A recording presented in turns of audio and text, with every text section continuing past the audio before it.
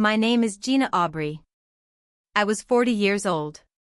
The afternoon my sister tried to steal my mother's house from my daughter. Interesting thing about betrayal. Sometimes it arrives wearing family perfume and carrying legal paperwork. My mother died 4 months earlier. Pancreatic cancer. Fast at the end. The kind of illness that makes houses suddenly sound too quiet afterward. She left behind a small yellow home on Maple Drive. A savings account worth $240,000. And one sentence that detonated my family structurally. To my granddaughter Sophie. Pause. Who was here when it mattered? Everything went to my daughter. Everything. The house. The savings. The jewelry. The furniture. Every carefully preserved piece of Ruth Aubrey's life. My sister Deborah received nothing. Not a dollar. Interesting, honestly. Because some people hear grief and immediately calculate value. Deborah called it a family meeting. Healing. Closure. Doing right by mom's memory. Interesting vocabulary for an ambush. The meeting happened on a Saturday afternoon inside my mother's living room. The same living room where mom graded spelling tests for 30 years beside the window. The same room where Sophie slept on the recliner during hospice nights because grandma stopped breathing normally after midnight. Only this time, there were no casseroles. No sympathy cards. No photo albums. There was a lawyer in a gray vest. A stack of documents. And 3 adults waiting for a 21-year-old girl to walk in alone. But Deborah made one mistake. She thought I wouldn't find out until after Sophie signed. She was wrong. My mother Ruth Aubrey taught 3rd grade in Millbrook, Ohio for 31 years. She believed lemon bars fixed most problems. She kept emergency $20 bills inside cookbooks. And she loved my daughter more fiercely than Deborah ever understood. Interesting, honestly. Because love looks different when it's earned through consistency instead of performance. Growing up, Deborah was the charming daughter. The golden one. Our father adored her. Debbie lights up every room, he used to say. I was quieter. Bookish. The daughter who noticed things instead of performing for them. Dad called me the serious one. Interesting label. Because families often mistake emotional restraint for lesser value. When Dad died 16 years ago, Deborah inherited most of the attention. I inherited responsibility. Mom noticed. She noticed Deborah only visited when money disappeared mysteriously. She noticed I visited when Mom sounded lonely on the phone. And she definitely noticed who showed up after the cancer diagnosis. Not Deborah. Sophie. My daughter moved into Mom's house at 19 during nursing school. Small-town Ohio rent prices. Financial aid delays. Paralegal salaries stretching thinner than they should. Practical arrangement initially. Then hospice entered the picture. Interesting transformation, honestly.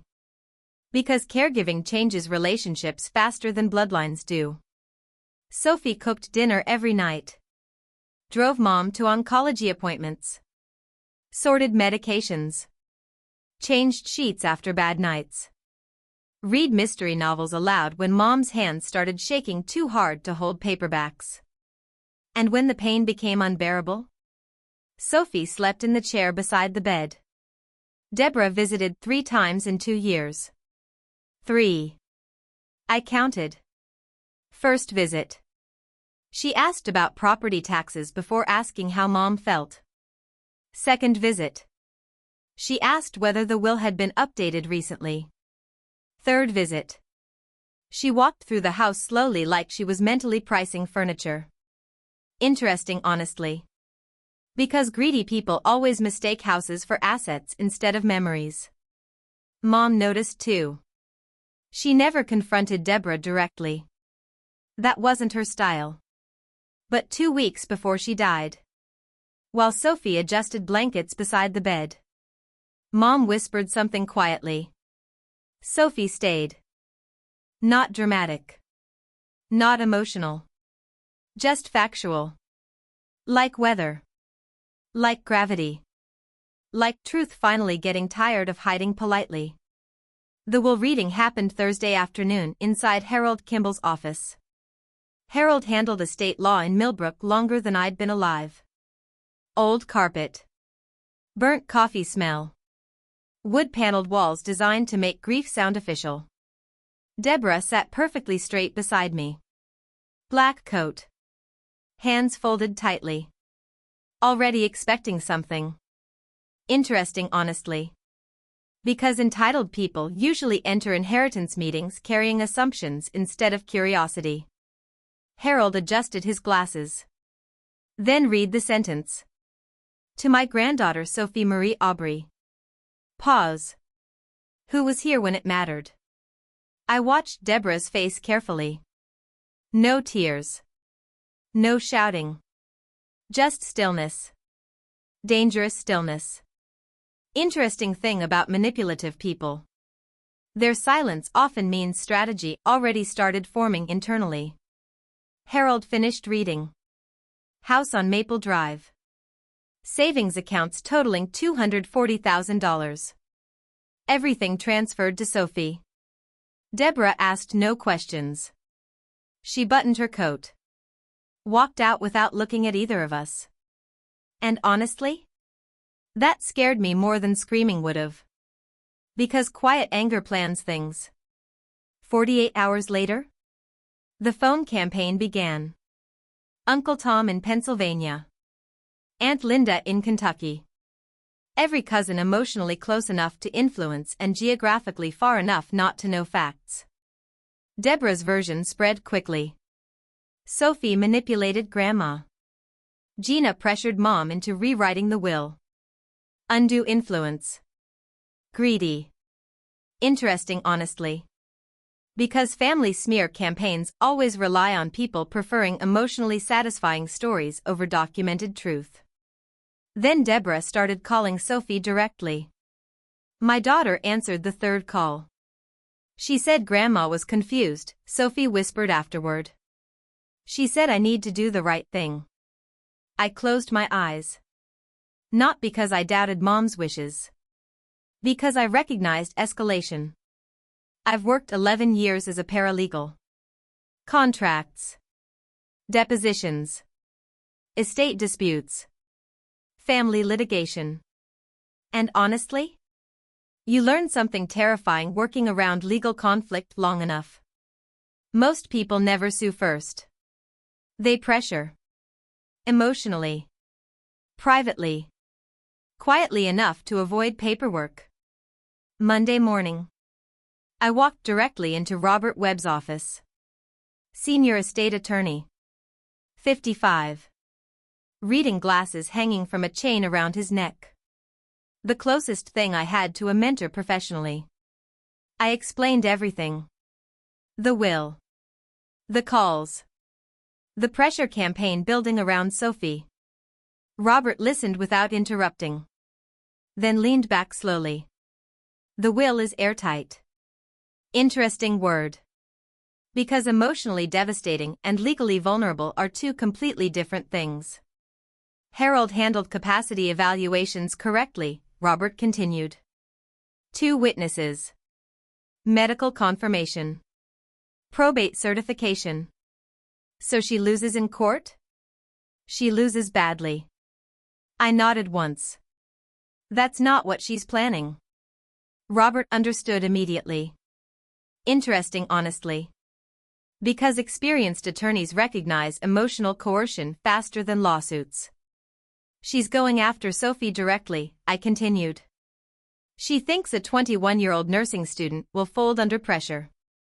Robert removed his glasses carefully. What do you want from me? I want you representing Sophie officially. Pause. And I want Deborah to know counsel exists on the other side. Robert agreed immediately. Then suggested something that changed everything. Audit the bank accounts. Interesting, honestly. Because financial exploitation almost always leaves fingerprints somewhere. We requested 12 months of records that afternoon. I told Sophie one thing afterward. If anyone asks you to sign anything, pause. You call me first. She nodded. I promise. 2 weeks later, Robert called me into his office holding a manila folder. Yellow tabs. Highlighted withdrawals. And honestly, the second I saw his expression, I already knew. 6 withdrawals from Mom's savings account over 8 months. $3,000. $2,000. $5,000. $15,000 total. All withdrawn while Mom was in hospice care or too weak to leave the house. Interesting thing about forged signatures. They always look slightly too careful. Mom's handwriting tilted gently right. Thin strokes. Weak near the end. These signatures looked heavier. Pressed harder. Like someone imitating confidence instead of writing naturally. Robert pointed toward the final withdrawal date. 9 days before Mom died. I stared at the bank statement for several seconds. Not shocked. Just confirmed. Interesting, honestly. Because sometimes evidence only formalizes what your instincts already mourned privately. Forgery of a financial document is a felony, Robert said quietly. Felony. Interesting word for sisters. I asked the question anyway. Can we prove it? Robert slid another paper forward. Preliminary forensic handwriting analysis request. Then looked directly at me. Gina. Pause. What exactly are you waiting for? I thought about Deborah's phone calls. About Sophie crying quietly after being cornered emotionally. About my mother lying in hospice while money disappeared from her account. Then answered honestly. I'm waiting for her to get greedy enough to make a mistake in person. And 3 days later, Deborah scheduled the family meeting. The group text arrived Monday morning at 8:43 a.m. Interesting thing about family ambushes. They almost always disguise themselves as healing first. Deborah created a group chat with 7 people. Me. Sophie. Uncle Tom. Aunt Linda. Ellen. Brenda. And Ray. Family meeting this Saturday at Mom's house. 2 p.m. We need to settle this like adults. Interesting wording, honestly. Because manipulative people love using maturity as pressure. Especially against younger women taught to avoid conflict politely. Sophie forwarded me the message immediately. Are you going? No. Pause. You are. She stared at me across the kitchen table. What? You're going to walk into that house. You're going to sit down. And you are absolutely not signing anything. Interesting, honestly. Because protection sometimes means letting people underestimate your child first. What if they bring a lawyer? That question mattered. Because it meant Sophie already understood something dangerous. This wasn't grief anymore. It was strategy. If they bring a lawyer, I said carefully. You say exactly 1 sentence. I leaned forward. I need to review this with my own counsel. That's it? That's it. No explaining. No defending. No emotional speeches. Interesting thing about pressure campaigns. They collapse the moment independent counsel enters the room. I called Robert immediately afterward. Saturday. 2 p.m. Maple Drive. Want me inside? No. Pause. I want you close. Robert understood instantly. Interesting, honestly.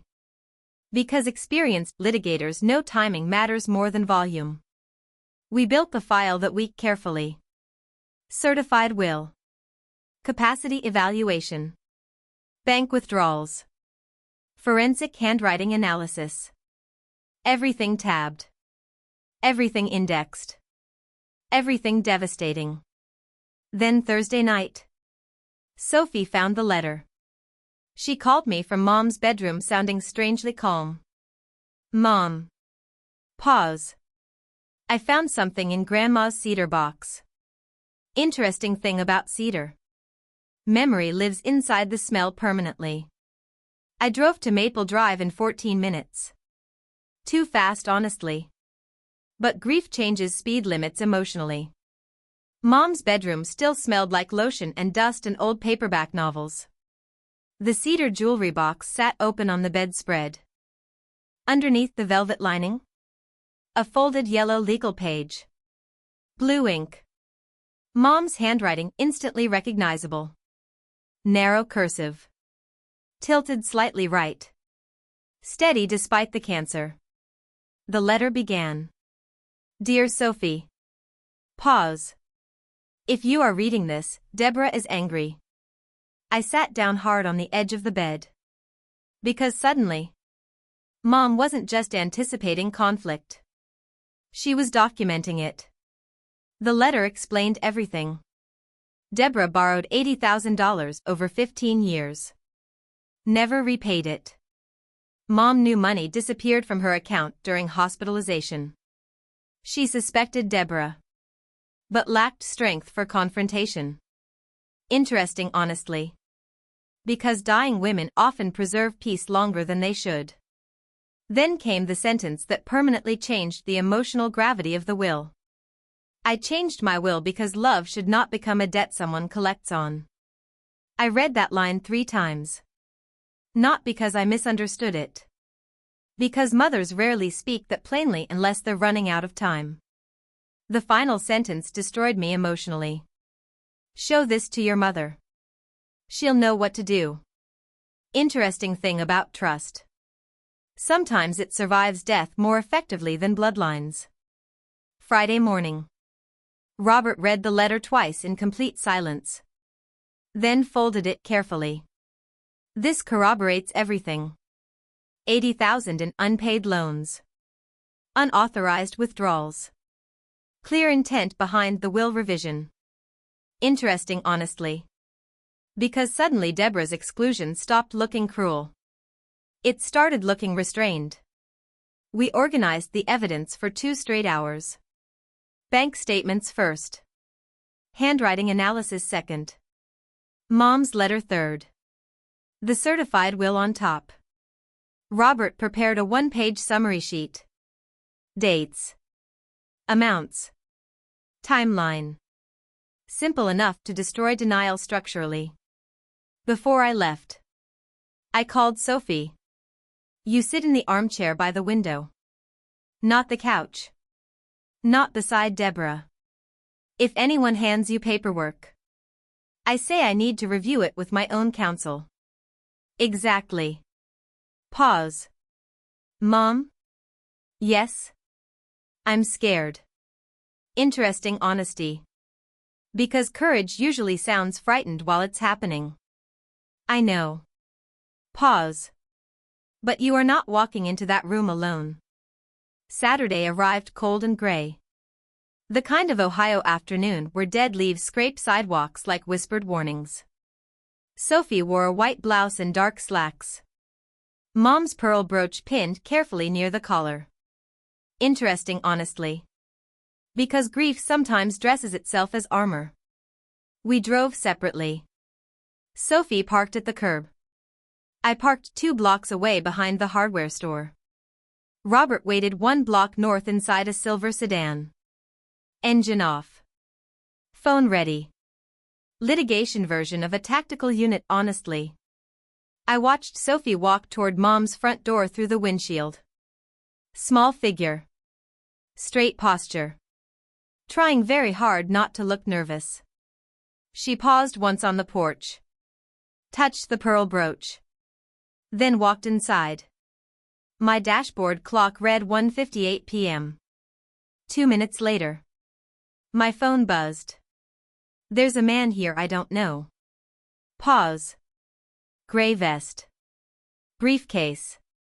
The lawyer. Interesting, honestly. Because people planning emotional coercion almost always hire weaker attorneys willing to participate quietly. I typed back immediately. Do not sign anything.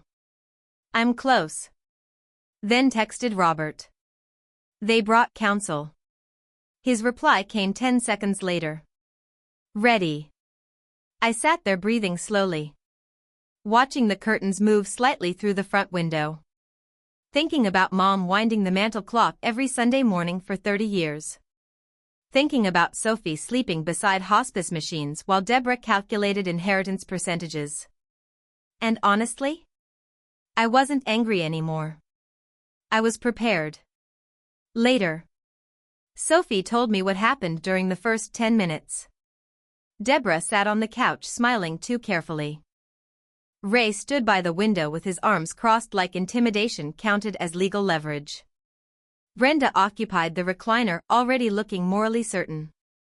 And the lawyer, Neil Pratt, sat at the dining table with a leather folder open in front of him. Interesting choice of attorney, honestly.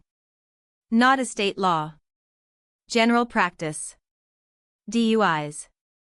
Property disputes. The kind of lawyer people hire when they want paperwork to look official without inviting serious scrutiny. There was a manila envelope on the coffee table. Waiting. Predatory things often look boring externally. Sophie, honey, Deborah said sweetly.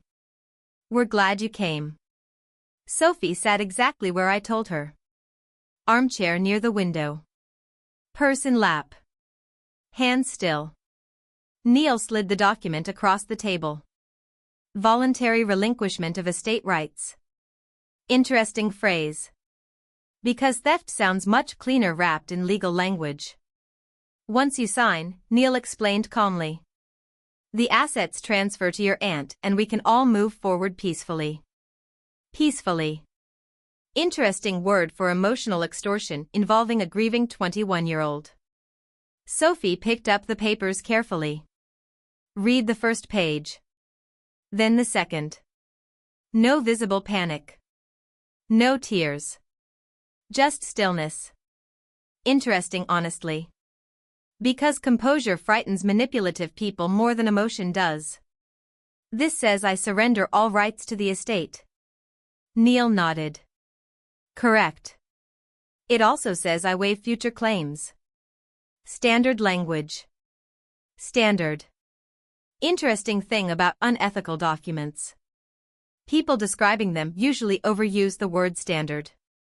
Deborah leaned forward next. Sophie. Pause. Your grandmother wasn't thinking clearly near the end. There it was. The opening attack. Capacity. Confusion. The classic inheritance playbook. I'm her daughter, Deborah continued softly. You're 21. What would you even do with a house and $200,000? Interesting, honestly. Because entitled relatives always frame your ownership as inconvenience first. Brenda joined in immediately. Your grandmother would have wanted fairness. Fairness. Interesting word from people asking one person to surrender everything voluntarily. Sophie placed the papers back on the coffee table. Then said the exact sentence we practiced. I need to review this with my own attorney. Silence. Immediate silence. Because suddenly, the prey sounded legally informed. Neil smiled tightly. There's really no need for that. I said I need my own attorney. Ray finally stepped away from the window. Deborah's smile disappeared completely. Brenda shifted in the recliner. 3 adults. 1 lawyer. All staring at a 21-year-old girl who spent 2 years caring for the dying woman they were now trying to rewrite legally. And then, someone knocked at the front door. 3 sharp knocks. Measured. Professional. I stood outside holding my briefcase. And honestly, I had never felt calmer in my life. Deborah opened the front door smiling. Interesting thing about manipulative people. They always assume they still control the room right until the moment they don't. Then she saw me. And the smile disappeared instantly. Not gradually. Instantly. Like somebody flipped a switch behind her face. Gina. One word. Heavy with irritation disguised as surprise. I stepped inside slowly. Black wool coat. Briefcase in my left hand. Rainwater still clinging to the sidewalk behind me. And honestly? The entire house felt wrong emotionally. Too formal. Too arranged. Like grief itself had been moved aside to make room for paperwork. Neil Pratt stood immediately from the dining room table. Interesting, honestly. Because weak attorneys recognize stronger opposition the second it walks into the room. Can I help you? He asked carefully. Yes. Pause. You can stop asking my daughter to surrender assets she legally owns. Silence. Huge silence. Sophie looked relieved instantly. Tiny exhale. Shoulders lowering slightly. Interesting thing about protected children. Their bodies calm before their words do. Deborah crossed her arms immediately. This is a family discussion. No, I replied quietly. This became a legal matter when you brought paperwork. Ray scoffed from beside the fireplace. Oh please, Gina. Interesting, honestly. Because people enabling manipulation always act offended when accountability arrives professionally. Neil adjusted the papers on the table carefully. Ms. Aubrey. Paralegal Aubrey, I corrected. Tiny detail. Massive meaning. Because suddenly, Deborah remembered I spent 11 years inside legal offices watching estate disputes destroy families exactly like this. I removed one folder from my briefcase calmly. Blue tabs. Indexed pages. Robert Webb's business card clipped to the front. And honestly? Watching Deborah's expression change when she saw actual legal preparation felt almost clinical emotionally. Not dramatic. Predictable. You hired counsel? Neil asked. 2 weeks ago. Interesting thing about strategic people. They prepare quietly while manipulative people waste time performing confidence. I placed Robert's formal representation letter onto the coffee table beside Deborah's relinquishment papers. Sophie officially represented. No communication permitted outside counsel. Any coercive estate interference documented for probate review. Neil read the letter once. Then again slower. Interesting, honestly. Because suddenly his easy Saturday intimidation session became professional risk exposure. Deborah recovered quickly though. Of course she did. People practiced at emotional manipulation adapt fast. We're trying to avoid conflict, she said softly. Conflict. Interesting word from the woman attempting to pressure a grieving nursing student into surrendering a $250,000 inheritance. I looked around the living room slowly. Mom's floral curtains. The recliner Sophie slept beside during hospice nights. The Afghan blanket Mom crocheted during chemotherapy. And sitting beneath all of it. People discussing her belongings like inventory. Something inside me hardened permanently then. You forged withdrawals from Mom's savings account, I said calmly. Silence. Immediate silence. Ray stopped moving entirely. Brenda blinked twice. Neil looked sharply toward Deborah. Interesting, honestly. Because unethical people rarely expect evidence to arrive this early in the conversation. What? Deborah snapped. I opened the second folder carefully. Bank statements. Highlighted signatures. Withdrawal dates. $15,000 total. All taken while Mom was physically unable to visit the bank. Neil reached for the papers automatically. Then froze halfway through reading the first page. Interesting thing about lawyers.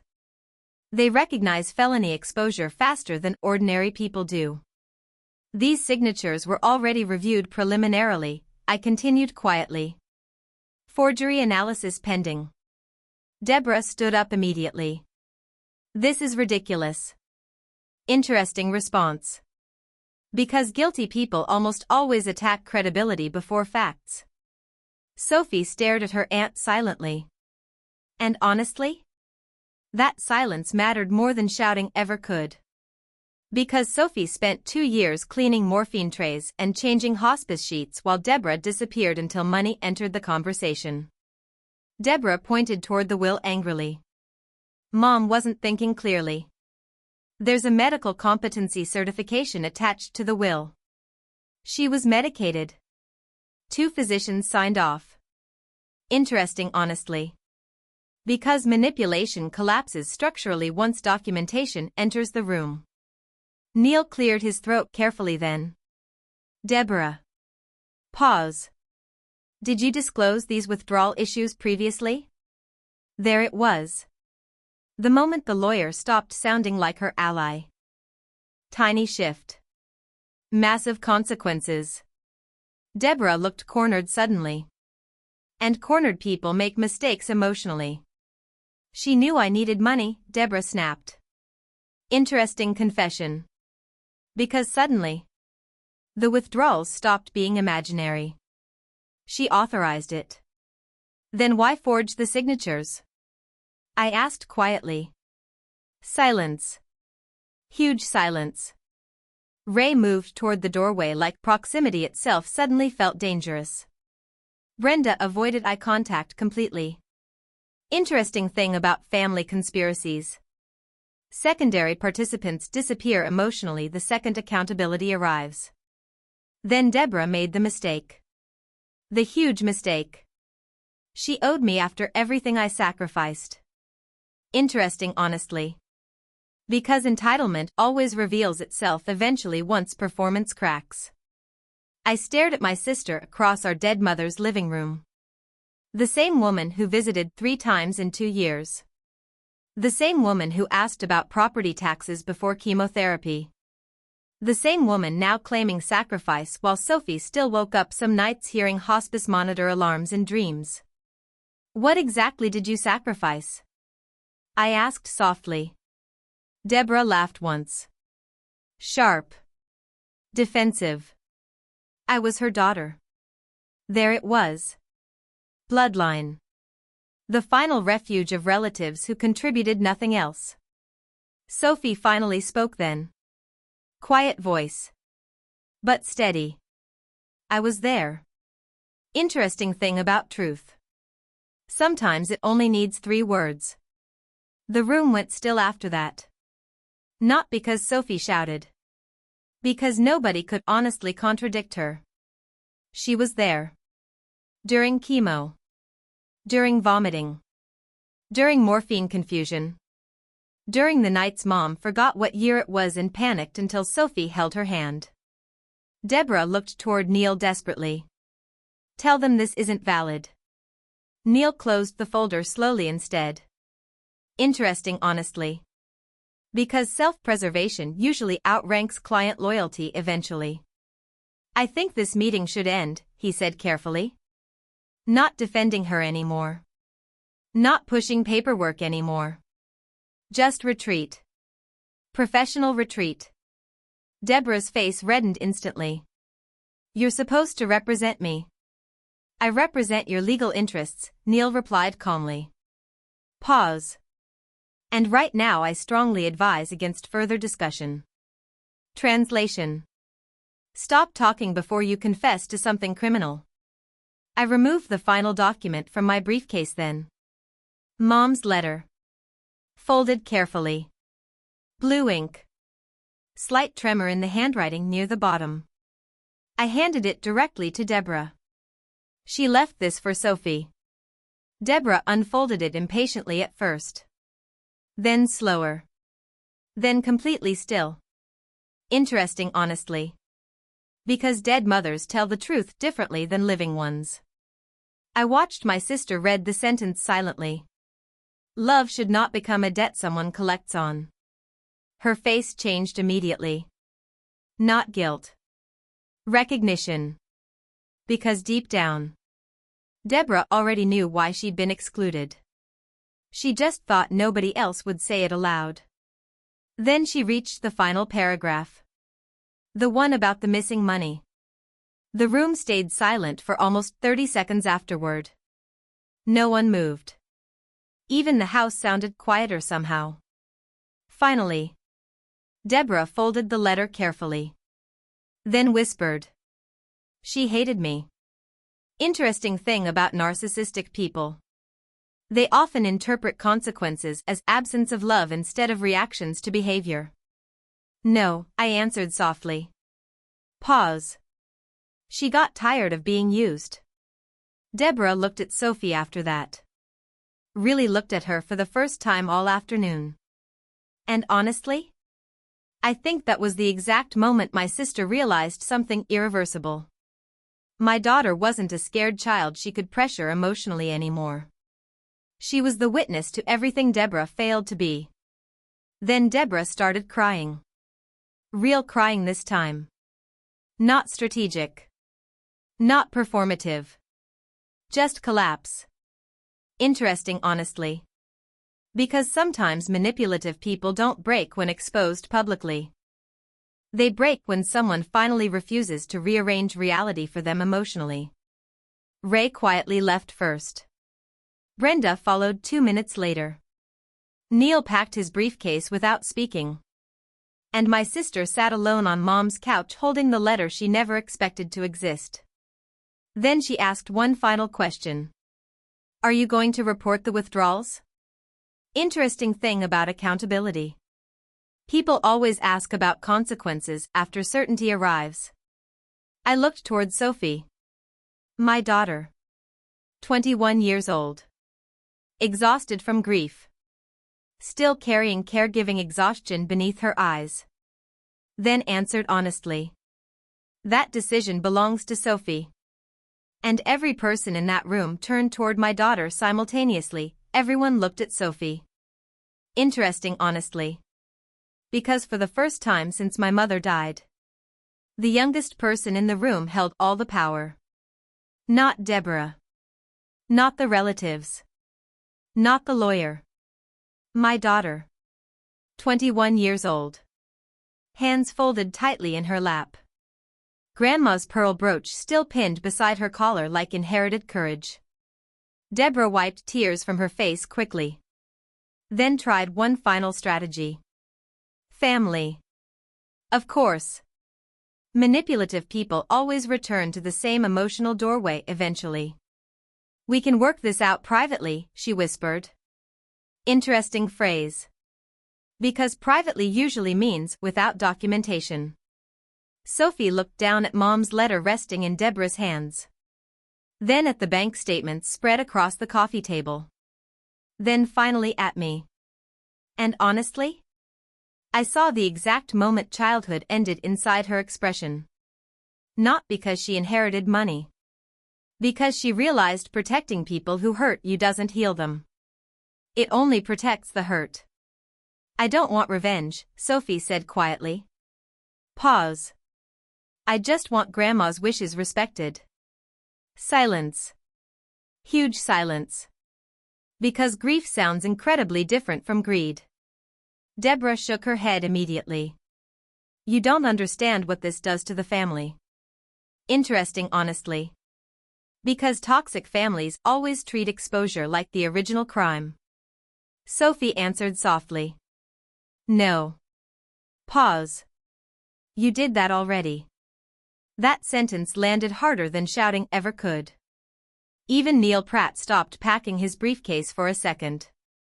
Because everyone in that room knew it was true. The damage didn't begin with the will. Or the inheritance. Or the meeting. It began the moment my sister viewed our dying mother as an account balance instead of a person. Deborah stood up abruptly afterward. Pacing now. Emotional control slipping visibly. You think you're better than me because you played nurse for 2 years? Interesting accusation.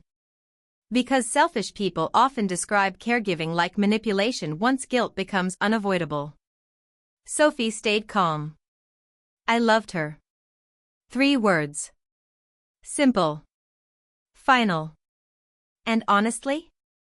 That was the moment Deborah lost completely. Not legally. Emotionally.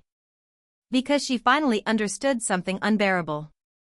Mom didn't choose Sophie out of spite. She chose the person who stayed. Neil cleared his throat carefully. Deborah. Pause. I strongly recommend no further contact regarding the estate outside formal counsel. Translation. This situation is now dangerous. Legally dangerous. Interesting thing about weak lawyers. They arrive confident during manipulation. Then become extremely cautious once fraud appears in writing. Deborah looked toward me desperately then. Like maybe older sister guilt would still save her structurally. We're sisters. There it was. Bloodline again. The emergency exit selfish relatives use once accountability corners them. I looked around Mom's living room slowly. The crocheted blankets. The dusty crossword books beside the recliner. The oxygen machine indentation still visible in the carpet near the wall. And honestly? All I could think about was Sophie waking up every 3 hours to check morphine dosages while Deborah disappeared for months at a time. Yes, I said quietly. We were. Interesting difference. Because family titles stop meaning much once love becomes transactional. Deborah flinched like I slapped her. Then she grabbed her purse. The letter. Her coat. Everything at once. Interesting honestly. Because people leaving defeated rooms rarely know what to carry emotionally anymore. She stopped near the front door. One hand on the knob. Then asked without turning around. Mom really wrote that? Not. Did she love me? Not. Was she angry? Just. Did Mom truly mean it? I answered honestly. Yes. Silence. Long silence. Then Deborah left. The front door closed softly behind her. No screaming. No dramatic exit. Just quiet. Interesting thing about endings. The real ones usually sound incredibly small. Neil left next. Murmured something about contacting Robert Webb Monday morning. Professional retreat. Liability management. Ray and Brenda were already gone. Of course they were. Secondary participants disappear quickly once emotional pressure fails publicly. Then it was just me and Sophie inside Mom's living room. The house suddenly felt exhausted. Not peaceful. Exhausted. Like grief itself finally sat down after standing guard for months. Sophie stared at the unsigned relinquishment papers still sitting on the coffee table. Then quietly asked. Did Grandma know this would happen? Interesting question. Because dying people often understand family patterns more clearly than healthy people do. I thought about Mom hiding the letter inside the cedar box. The timing. The wording. The bank withdrawals. Then answered carefully. I think she hoped it wouldn't. Pause. But yes. Sophie nodded slowly after that. No tears. No breakdown. Just understanding settling into place painfully. And honestly? That hurt worse to watch. Because my daughter looked older walking through grief than she did walking into adulthood. Robert filed formal notice with probate court Monday morning. Estate harassment concerns documented. Communication restrictions established. Handwriting analysis finalized 2 weeks later. High probability of signature forgery.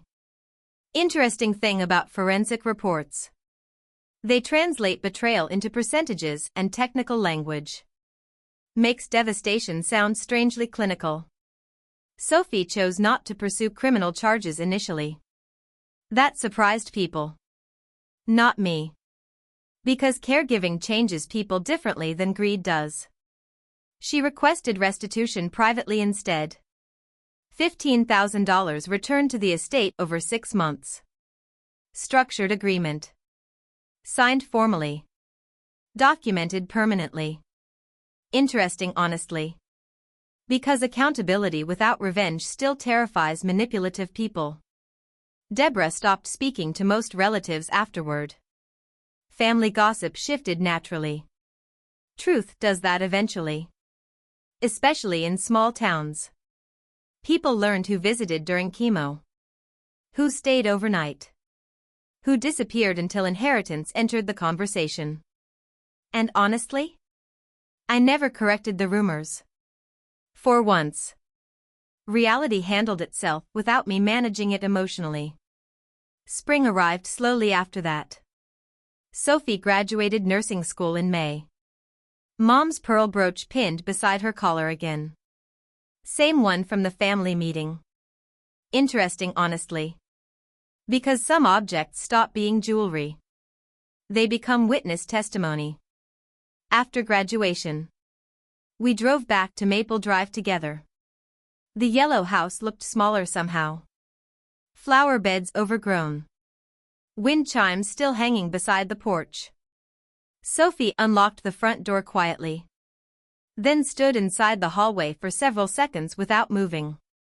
Grief does that sometimes. Freezes people between memory and reality temporarily. What are you thinking? I asked softly. She smiled a little. Grandma would hate these curtains. I laughed for the first time in weeks. Real laughter. Not survival laughter. Interesting thing about healing. Sometimes it begins through ordinary observations instead of emotional breakthroughs. We renovated slowly that summer. Paint. New curtains. Garden work. Nothing dramatic. Just care returning to a house that deserved gentleness again. Sophie kept Mom's recliner though.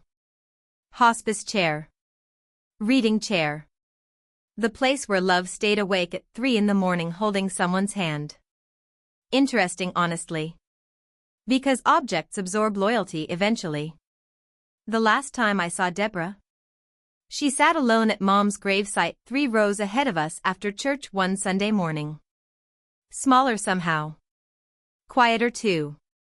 Interesting thing about people who spend years demanding love. They rarely notice how much of it disappears while they're busy calculating entitlement. She looked at Sophie briefly as we passed. Then away again. No apology. No confrontation. Just silence. And honestly, that felt appropriate. Because some relationships don't end through explosions. They end when one person finally stops rewriting reality to keep the other comfortable. Mom's letter still sits inside Sophie's cedar box today. Folded carefully. Blue ink fading slightly near the edges. And every time I think about that sentence, who was here when it mattered, I realize something important. Inheritance was never really the point. The house. The money. The jewelry. Those were just objects. What Mom actually left behind was recognition. Proof that love notices who stays. And who only arrives when there's something left to take.